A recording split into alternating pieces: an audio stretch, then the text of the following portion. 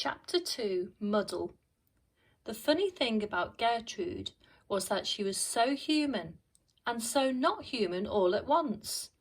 Thick black hair covered her entire body like a giant fur coat. Her head was enormous, with a bulging forehead as long as her face. Two unusually large ears stuck out the sides of the gorilla's head, just above her eyes. Gorillas normally have tiny ears, but not Gertrude. Perhaps that is why the boy felt a special connection to her. Or perhaps it was her warm ginger eyes that flashed with kindness. The gorilla's wide nose was wrinkled like an old lady's. This was fitting, as Gertrude was an old lady. She was 50, positively ancient for a gorilla. But the thought that she was some sweet old dear would be gone the moment she opened her mouth. Fangs. Gertrude had the most magnificent set of fangs, 2 up and 2 down. Also, not sweet old dearie were her arms. They were nearly as broad as her legs, and her legs were already broader than broad. What's more, her huge tummy was round like a barrel.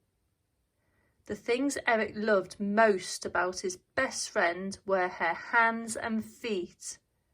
They were much like his, except they were absolutely humongous.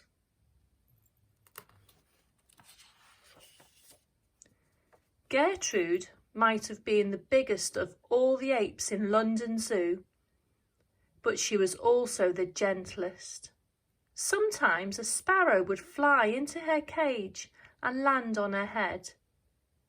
You might think that a gorilla, with its incredible strength, would crush an uninvited visitor in its hand. But not Gertrude, no. She would treat the little bird like a baby. The gorilla would hold it delicately in her hand and stroke it.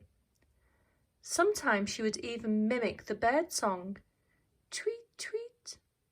Then she would give the little creature a kiss on the beak. Mwah!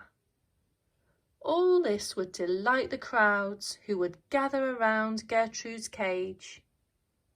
The gorilla was London Zoo's star attraction. The worst thing about being an orphan was missing being hugged. Eric had lost his mum and dad during the war. They were both good at hugs. Sometimes they would even have a big family cuddle, with Eric in the middle. They called it a muddle, cuddle and middle. The boy loved those muddles most of all. Feeling the love and warmth of both his parents made him feel safe. Now the war had torn them away from him forever. Eric knew he would never have that feeling again.